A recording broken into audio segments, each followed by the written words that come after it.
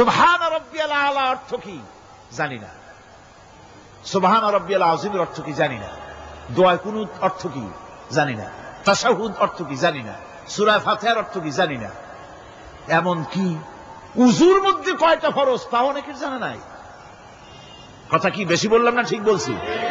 একজনের জিজ্ঞেস করলো, মিয়া উযুতে কয় ফরজ? কয় হুজুর কি মনে করেন যে বুঝি জানি না? এটা তো সাধারণ ব্যাপার, বলেন না কয় ফরজ? কয় উযুতে তো 17 ফরজ। কি কি? কয় হাত ধোয়া, পাও ধোয়া, মুখ ধোয়া, নাক ধোয়া, চোখ ধোয়া, জিহ্বা ধোয়া, মাথা ধোয়া। বলতে বলতে গুনে দেখা গেল প্রায় 19টার মতো বলছে। বলা হলো, মিয়া বললেন আপনি উযুতে ফরজ 17টা, কইলেন আপনি 19টা। কয় হুজুর জানি আরো, বলি না আপনাদের ভয়তে। উযু জানে না, নামাজ জানে না, তাকেই নামাজ কেমনে ফিরাবে অন্যায় কাজ থেকে? কথা বুঝতে পেরেছেন? নামাজে আল্লাহু আকবার বললাম, এরপরে সানা পড়লাম, তারপরে সূরা ফাতিহা পড়লাম। সূরা ফাতিহার ভেতরে যে সমস্ত কথাগুলি বললাম সেই কথাগুলি বুঝি না, কি বলেছি তাও জানি না। এরপরে সুবহান রাব্বিয়াল আলা বলেছি, সুবহান রাব্বিয়াল আযীম বলেছি, সামি আল্লাহু লিমান হামিদা বলেছি, অর্থ কি জানি না। আল্লাহ তা শুনতে পান, যে ব্যক্তি আল্লাহর প্রশংসা করেন তিনি তা শুনতে পান। নামাজের মধ্যে আইডিয়া দেওয়া হচ্ছে, তুমি যে আল্লাহর জন্য নামাজ পড়তেছো, প্রশংসা করতেছো, এটা এমন নয় যে আল্লাহ পাক দেখছেন না বা শুনতেছেন না। তুমি যা বলতেছো, প্রশংসা করতেছো, আল্লাহ পাক তা শুনতে পাচ্ছেন। সামি আল্লাহু লিমান হামিদা, সুবহান রাব্বিয়াল আলা। আমি মহান সর্বশ্রেষ্ঠ আল্লাহ রাব্বুল আলামিনের পবিত্রতা ঘোষণা করছি, আমি তার প্রশংসা করছি। সূরা ফাতিহার কি আমরা বলি আপনারা ব্যাখ্যা দেখে বুঝে নিয়েন, সেগুলি আমি এখানে বলে বাকি কথা সব শেষ করতে পারবো না। নামাজে কি পড়েন সেটা যদি জানতেন, অবশ্যই আল্লাহ রাব্বুল আলামিনের কথা কার্যকরী হয়ে যেত। ইন্নাস সালাতা তানহা আনিল ফাহশাই ওয়াল মুনকার। নামাজ মানুষকে পাপের কাজ, অশ্লীলতা থেকে ফিরাতে পারে। আল্লাহ ইন্না বসায়ছেন, নিশ্চয়ই, বেশক, অবশ্যই নামাজ পাপ থেকে ফিরাবে। কিন্তু কেমনে ফিরাবে নামাজ তো বুঝি না, নামাজ তো বুঝি না। খালি সেজদা দেয় জনমের মতো, আর সেজদা কি? নামাজে যদি দেখে ইমাম দেরি করতেছে, আত্তাহিয়াত পড়তে দেরি হয়ে যাচ্ছে, পিছন থেকে সিগন্যাল মারে, ঠিক কিনা? বেয়াদব, বেয়াদব। তোমার নামাজ, তোমার আত্তাহিয়াত আগে শেষ হয়েছে, তাতে কি হয়েছে? চুপ করে বসে থাকো। ইমামকে কাশি দিয়া সতর্ক করার অধিকার তোমার নাই।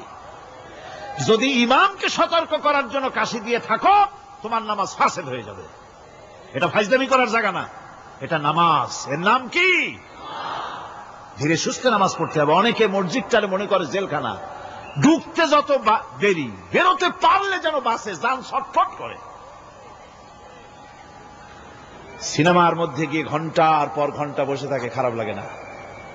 মসজিদে কেরাত যদি একটু লম্বা পড়ে, পিছনে বসে খালি কি যে করে, মনে মনে বলতে থাকে যে ইমাম এমন কাঁচা ছাড়া ছাড়ি না।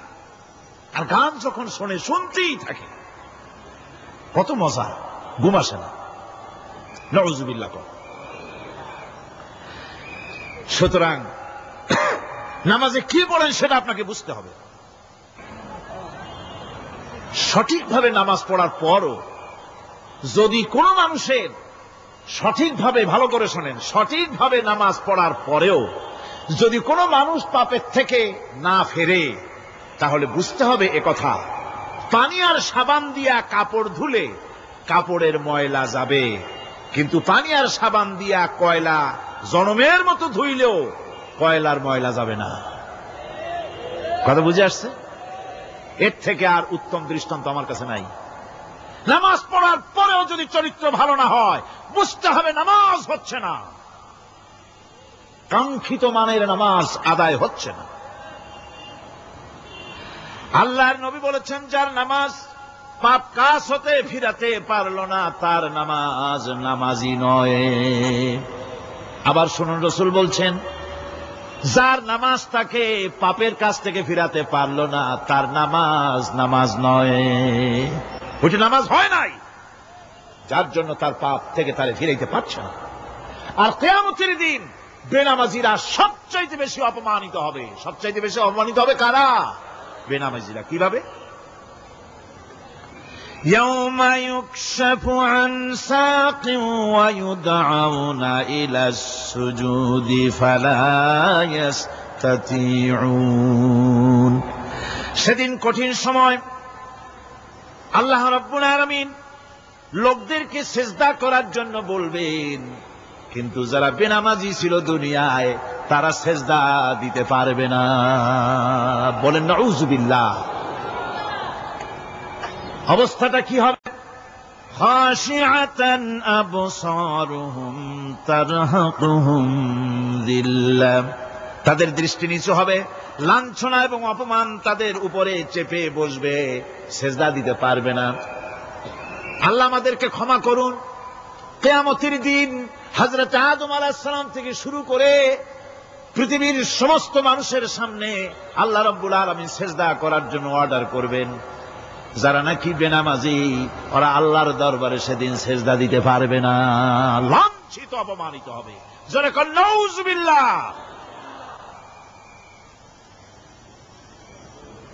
নামাজ, মুমিনের নামাজ একরকম, মুনাফিকের নামাজ হলো আর এক রকম। মুনাফিকরাও নামাজ পড়ে, পড়ে কিনা কন? মুনাফিকেরাও নামাজ পড়ে। মুনাফিকেরা যখন নামাজ পড়তে যায় আল্লাহ রাব্বুল আলামিন বলতেছেন, ওয়াইদা কামু ইলাস সালাতি কামু কুসালা। মুনাফিকেরা যখন নামাজ পড়তে দাঁড়ায়, নামাজে আসে ঠিক তারা, কিন্তু নামাজের জন্য দাঁড়ায় খুব শৈথিল্য ভারে, শৈথিল্য ভাবে দাঁড়ায়, কাহিলি সুস্তি, এ জায়গা চুলকায়, পায়জামা ধরে টান দেয়, টুপিটা ঘুরে আয়, এদিক ওদিক তাকায়। মুনাফিকের নামাজ দেখলেই ঠিক পাওয়া যায় যে বেটা মুনাফিক। এইভাবে সে দাঁড়ায়। তার নামাজটা কি জন্য? ইউরাউনান নাসা ওয়ালা ইয়াযকুরুনাল্লাহা ইল্লা কালিলা। তাদের নামাজ হচ্ছে মানুষকে দেখাবার নামাজ। নাউযুবিল্লাহ। এখন দেখবেন এই মৌসুম আসছে, নামাজের মৌসুম, বেনামাজিদের নামাজের মৌসুম। জনসভা হচ্ছে, নির্বাচন আসতেছে, নামাজে রক্ত হয়ে গেছে, তাড়াতাড়ি আজান হয়ে গেল। টুপি না থাকলে রুমাল একটা মাথায় দিল, উজু আছে কি না আছে, আল্লাহু আকবার, যা আছে কপালে হয়ে যাক। মানুষকে দেখাবার জন্য এরা নামাজ পড়ে। এরা আল্লাহর শরণার্থে নামাজ খুব কম লোকই করে। এরা হচ্ছে মুনাফিক। দুনিয়া এবং আখিরাতে কল্যাণের জন্য একমাত্র মাধ্যম হচ্ছে নামাজ। দুনিয়াও যদি কল্যাণ চাই, আখিরাতেও যদি কল্যাণ চাই, তাহলে এর জন্য কি করতে হবে? কি করতে হবে? আমার কথা নয়, আল্লাহ রাব্বুল আলামিনের কথা শুনুন। রব্বুল আলামিন বলেন, ক্বাদ আফলাহাল মুমিনুন আল্লাযীনা হুম ফি সালাতিহিম খাশিউন ওয়াল্লাযীনা হুম লিয-যাকাতি ফাঈলুন ওয়াল্লাযীনা হুম লিফুরুজিহিম হাফিজুন।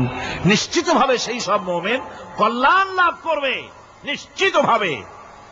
তারা হচ্ছে ওই সব লোক যারা নিজেদের নামাজ ভীতি মিশ্রিত, বিনয় ভাবে, ভীতি মিশ্রিত অবস্থায় বিনয়ের সাথে যারা নামাজ আদায় করে, যারা বেহুদা কাজ থেকে বিরত থাকে, যারা যাকাতের পন্থায় কর্মতৎপর হয়, আর যারা নিজের লজ্জাস্থানকে হেফাজত করে। এরপরে আল্লাহ পাক বলেন, ওয়াল্লাযীনা হুম লিআমানাতিহিম ওয়া আহদিহিম রাউন ওয়াল্লাযীনা আলা সালাওয়াতিহিম ইউহাফিজুন ওয়াল্লাযীনা আলা সালাতিহিম হাফিজুন। আর যারা তাদের আমানতকে পূর্ণ করে, আমানত এবং তাদের ওয়াদা চুক্তি পূর্ণ করে, এবং যারা নিজেদের নামাজ সমূহকে পূর্ণভাবে হক আদায় করে নামাজ পড়ে, নামাজের যারা হেফাজত করে, এরা কারা? এরা হচ্ছে উলাইকা হুমুল ওয়ারিসুন আল্লাযীনা ইয়ারিসুনাল ফিরদাউসা হুম ফিহা খালিদুন। এরা হচ্ছে সেই সব লোক, এরা উত্তরাধিকার হচ্ছে জান্নাতের উত্তরাধিকার, জান্নাতুল ফিরদাউসে আল্লাহ রাব্বুল আলামিন এই গুণ বিশিষ্ট লোকদের জন্য জায়গা করে দিবেন। জোরে কোন সুবহানাল্লাহ। নামাজকে পড়তে বলা হয়নি, কোরআন শরীফে বলা হয়েছে নামাজ কায়েম করো। কি বলা হয়েছে কন্ত দেখি? নামাজ কায়েম করো, নামাজ পড়ো। এই কথা কিন্তু কোরআন শরীফে কোন জায়গায় আছে নাকি? এখন কায়েম করা কারে বলে? একটা গুরুত্বপূর্ণ আরেকটি বিষয়। নামাজ কায়েম করতে বলা হয়েছে। কায়েম কি? কায়েমটা হচ্ছে দৃষ্টান্ত স্বরূপ বলা যায় যে জিনিসটা সমাজে প্রতিষ্ঠিত আছে ওইটারে বলে কায়েম হওয়া, আর যেটা প্রতিষ্ঠিত নাই ওটা কায়েম নাই। কায়েম মানেই হলো প্রতিষ্ঠিত থাকা। যেমন আমাদের দেশে, আমাদের সমাজে নারী পুরুষ শিশু বৃদ্ধ সকলেই কাপড় পরা, শাড়ি পরা, লুঙ্গি পরা, এই কাপড় পরাটা কায়েম আছে, প্রতিষ্ঠিত আছে না নাই? যার কারণে কাপড় পরা সমাজে কায়েম আছে বলে উলঙ্গ মানুষ সমাজে খুঁজে পাওয়া যায় না, পাগল ছাড়া। ঠিক কিনা? একটা বাচ্চাকেও যদি উলঙ্গ হতে বলেন এখানে, 5 বছর 6 বছরের একটা বাচ্চাকেও, সে কিন্তু রাজি হবে না। ঠিক কিনা? যেহেতু কাপড় পরা সমাজে প্রতিষ্ঠিত আছে সেহেতু উলঙ্গ মানুষ পাওয়া যায় না, কাপড় পরাটাই এখানে প্রতিষ্ঠিত। সুতরাং এখন অবস্থাটা এই হয়েছে, কাপড় পরা প্রতিষ্ঠিত আছে বলে কোন উলঙ্গ মানুষ এসে যদি এই মঞ্চে দাঁড়ায় আর বলে আমাকে একটু বক্তৃতা করতে দেন, আপনারা কি করবেন? মঞ্চে তো উঠতেই দিবেন না। উলঙ্গ মানুষ যদি কোনো চাকরি নিতে যায় ইন্টারভিউতে, তাকে লাইনে দাঁড়াইতে দেবে? দেবে না। এমনকি উলঙ্গ হয়ে যদি বাড়িতে প্রবেশ করে তার বউও দূর দূর করে তাড়ায় দেবে। ঠিক কিনা? যেহেতু সমাজের ভিতরে কাপড় প্রতিষ্ঠিত আছে সেই জন্য এই উলঙ্গ মানুষ পাওয়া যায় না। অনুরূপভাবে নামাজ যদি প্রতিষ্ঠিত হতো সমাজের ভিতরে, তাহলে বেনামাজি খুঁজে পাওয়া যেত না। চাকরি করতে গেলে সেখানে নামাজ মানদণ্ড হয়ে যেত, নামাজ পড়ে কিনা তা দেখে নেওয়া হতো। বেনামাজি লোক পাওয়াই যেত না যদি প্রতিষ্ঠিত থাকত। প্রথম প্রশ্নই হতো তুমি নামাজ পড়ো কিনা। ইলেকশনে যদি একজন উলঙ্গ মানুষ এসে দাঁড়ায়, ভাইরা এবার আমার বোতল মার্কা বাক্স, উলঙ্গ মানুষ এসে ভোটে দাঁড়াইছে, আপনারা ভোট দিবেন? দিবেন। ওইটা কাপড় প্রতিষ্ঠিত আছে বলে, লুঙ্গি প্রতিষ্ঠিত সমাজে আছে বলে উলঙ্গ মানুষকে আপনি ভোট দিবেন না।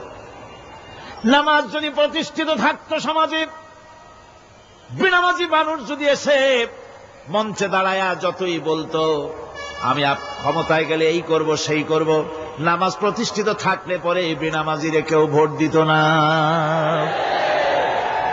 নামাজ যদি প্রতিষ্ঠিত থাকত তাহলে অফিসের অফিসার তো দূরের কথা, বেনামাজি অফিসের ঝাড়ুদারের চাকরিও তার কিসমতে জুটত না যদি নামাজ প্রতিষ্ঠিত থাকত। এর নাম হলো নামাজ কায়েম হওয়া। নামাজ কায়েম থাকলে এই অবস্থার সৃষ্টি হতো। এই জন্য আল্লাহ পাক বলেছেন নামাজকে কায়েম করতে হবে। নামাজ হবে সব ভালো কাজের মানদণ্ড। সমস্ত ভালো কাজের মানদণ্ড কি? নামাজ। নামাজ আমাদেরকে বড় রকমের শিক্ষা দেয়। কি শিক্ষা দেয়? নামাজ আমাদের শিখায় ঐক্য আর ভ্রাতৃত্ব। ভ্রাতৃত্বের আর ঐক্যের শিক্ষা দেয়। এক নেতার আনুগত্য করা শিখায়। জামাত যত বড় হোক, ইমাম হবে কয়জন? একজন ইমাম হবে। আর এই ইমাম মানে কি? নেতা। ইমাম মানে কি? নেতা। নির্বাচন শিখায় নামাজে। নেতা নির্বাচন কে শিখায়? নামাজ শিখায়। বোঝেন খুব ভালো করে। কিভাবে? মনে করুন চট্টগ্রাম শাহী মসজিদে ইমাম প্রয়োজন। এখন সেই ইমাম নেওয়ার জন্য ইন্টারভিউ কল করা হলো, বিজ্ঞাপন দেওয়া হলো পত্রিকায়। অনেক আলেম আসলেন।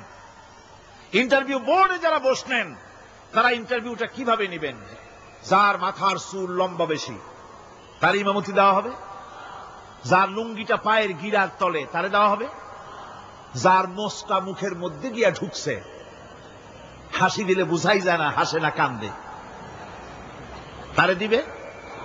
দাড়িগুলা কামাইছে তারে দেবে? সিগারেট খায়, বা অবশ্য চট্টগ্রাম আর সিলেটে সিগারেটের ফতোয়া ভিন্ন রকম। বরিশালে আমি যেখানে জন্মগ্রহণ করেছি, আমার এলাকায় কোন আলেম যদি সিগারেট খায়, মসজিদের ইমাম তো ভালো, মসজিদ ঝাড়ু দিতেও ঢুকতে দেবে না মসজিদে। এটা এই এলাকার এক রকমের কায়দা। আমি এটার ব্যাপারে কথা নাইবা বললাম। তো আপনারা খুঁজে দেখবেন সে সিনেমা দেখে নাকি, মিথ্যা কথা বলে নাকি, বউ পর্দায় থাকে নাকি।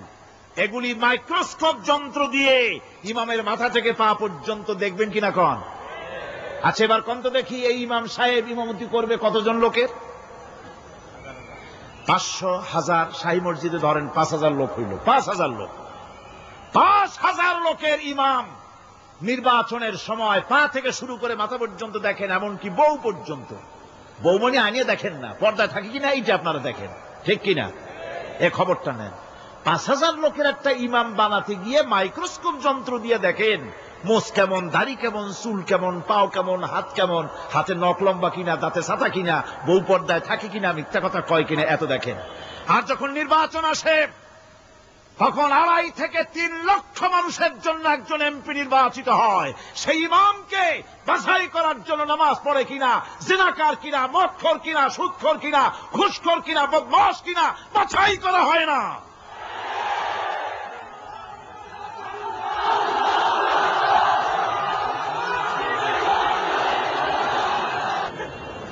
নামাজ আমাদেরকে এটা শিখায় ইমাম কেমনে বানাইতে হবে। কন সুবহানাল্লাহ। নামাজ ঐক্য শিখায়, নামাজ ভ্রাতৃত্ব শিখায়, নামাজ পারস্পরিক মহব্বত শিখায়, নামাজ নেতা কেমন হওয়া উচিত, নেতা নির্বাচন শিখায়। আবার নেতা ভুল করলে তার ভুল বলা যাবে না, এরকম হতে পারবে না। নামাজের ভিতরে ইমাম যদি ভুল করলে আপনি লোকমা দিবেন, সুবহানাল্লাহ, আল্লাহু আকবার বলবেন। যদি তিনি সংশোধন না হলেন আবার দেন, তাতেও সংশোধন হলো না আবার দেন। 3 বার লোকমা দেওয়ার পর যদি ভুল সংশোধন না করে নামাজ ছেড়ে দেন, ইমামকে বের করে দেন, নতুন ইমাম নিয়োগ করে। যারা ক্ষমতায় যাবে, আপনি রাষ্ট্রের ইমাম যারে বানাবেন, সেই রাষ্ট্রীয় ইমাম যদি জনগণের ইচ্ছার বিরুদ্ধে যদি চলে, 1 বার লোকমান দেন, 2 বার লোকমান দেন, 3 বার দেন, তারপরেও যদি না নামে, ঘাট ধরে নামে না। নামাজ আপনাকে নেতা নির্বাচন, নেতাকে প্রতিষ্ঠিত রাখা, নেতার আনুগত্য আপনাকে শেখায়। নামাজ লাইন সোজা করে দাঁড়াতে হবে। লাইন যদি বাঁকা করেন, আপনার কলজেটা ওরকম বাঁকা হয়ে যাবে। নাউযুবিল্লাহ। নামাজের কাতারে যার কারণে নামাজের কাতার বাঁকা হবে, পুরা কাতারের জন্য আল্লাহর কাছে ওই লোকটা দায়ী হয়ে যাবে। নামাজ শৃঙ্খলা শিখায়। সুবহানাল্লাহ কইতে ইচ্ছা করে না? নামাজ শৃঙ্খলা শিখায়, শৃঙ্খলা বোধ শিখায়, সোজা হয়ে দাঁড়ায়। তারপরে ঐক্য এবং মহব্বত শিখায়। নামাজের ভিতরে যখন দাঁড়ায় গেলেন, আমির দাঁড়ালো, ফকির দাঁড়ালো, মন্ত্রী দাঁড়ালো, তার ড্রাইভারও দাঁড়ায় গেল, একই কাতারে দাঁড়ায় গেছে। নামাজ পড়তে গিয়ে ড্রাইভারের পাও গিয়ে লেগেছে মন্ত্রীর গায়ে। নামাজ শেষ হওয়ার পর মন্ত্রীর বাবার ক্ষমতা নাই এ কথা বলার যে বেটা ড্রাইভার সলিমুদ্দি, তোর পাও লেগেছে আমার পায়ে, তোর চাকরি শুদ্ধা দোজকে পাঠায় দেব। পারবে বলতে? পারবে না। মিয়া মন্ত্রী সাহেব, এটা তোমার সেক্রেটারিয়েট না, এটা আল্লাহর ঘর। এটা কার ঘর? এক হি সপ মে খড়ে হো গয়ে মাহমুদ ও আয়াজ, এক হি সপ মে খড়ে হো গয়ে महमूद आयाज, न कोई बंदा रहा न कोई बंदा नवाज। একই কাতারে দাঁড়িয়ে গেছে সম্রাট মাহমুদ আর চাকর আয়াজ। এখন সম্রাট মাহমুদও নাই, চাকর আয়াজও নাই, সম্রাট আর চাকর দুজনই আল্লাহ পাকের গোলাম হয়ে গিয়েছে। তুমি মসজিদে এসেছো, তুমি আল্লাহর গোলাম। কার গোলাম? আল্লাহ পাকের গোলাম। এই জিনিস শিখায় নামাজ। নামাজ শিখায় মানুষকে পাঞ্চুয়ালিটি, নিয়মানুবর্তিতা, সময়ের জ্ঞান শিখায় নামাজ। নামাজ মানুষে কি শিখায়? আল্লাহ রাব্বুল আলামিন বলছেন, ইন্নাস সালাতা কানাত আলাল মুমিনিনা কিতাবাম মাওকুতা। নিঃসন্দেহে নামাজ মোমেনদের নিয়মানুবর্তিতার সাথে ফরজ করা হয়েছে, তাদের উপরে নিয়মানুবর্তিতার উপরেই, সময়ের উপরে নামাজকে ফরজ করা হয়েছে। আপনার আন্দাজ মতো আপনি পড়তে পারবেন না, সময় মতো পড়তে হবে, আউয়াল ওয়াক্তে পড়তে হবে। আমার দেশের মসজিদগুলিতে ফজরের নামাজ পড়া হয় এমন সময় পূর্ব দিক ফর্সা হয়ে যায়। ইমাম সাহেব যদি ভুল করেন, নামাজ যদি দোহরাতে যান, তাহলে সূর্য উদয় হয়ে যাবে, এমন অবস্থা। নামাজ এত দেরিতে পড়া হয়। প্রত্যেক ওয়াক্তের নামাজ আউয়াল ওয়াক্তে পড়ার জন্য রাসূল সাল্লাল্লাহু আলাইহি ওয়াসাল্লাম তাগিদ করেছেন। সময়ের দিকে লক্ষ্য রাখতে বলা হয়েছে। যেই জাতি, লক্ষ্য করুন, যে জাতি দৈনিক 5 বার টাইমলি, অক্ত মতো, সময় মতো নামাজ আদায় করতে হয়, দুর্ভাগ্যজনক সত্য, সেই জাতির কাছে সময়ের কোনো দাম নাই। সময়ের দাম নাই। 9টার গাড়ি কয়টায় আসবে? 9টার গাড়ি কয়টায় আসবে? একদিন দেখা গেল সত্যি 9টার সময় এসে গেছে। যাত্রীরা বলছে মাশাআল্লাহ, অন্তত একটা দিন তো 9টার সময় আসলো। স্টেশন মাস্টার বলছে না, খুশি হওয়ার কারণ নাই, আজকের না, এটা গতকালকেরটা। আমার আমেরিকার সফরের সময়, যে বাড়িতে আমি আমেরিকায় থাকি, কুইন্স এলাকায়, নিউ ইয়র্ক সিটিতে, সে বাড়িওয়ালা চাকরি করে। সে আমাকে বলল, 10টি বছর আমি একটা ট্রেনে যাতায়াত করি। সে বলছে রাত 3:45টায় ট্রেনটা আসে, ওই ট্রেনে চড়ে সে তার কর্মস্থলে যায়। বলল 10টা বছর আমি এখানে আছি, 10 বছরের ভিতরে এই ট্রেনটা 1 মিনিটের জন্য এদিক ওদিক করলো না, ঠিক 3:45টায় এসে হাজির হয়ে গেছে। ঝড় হোক, বৃষ্টি হোক, স্নো পড়ুক, বরফ পড়ুক,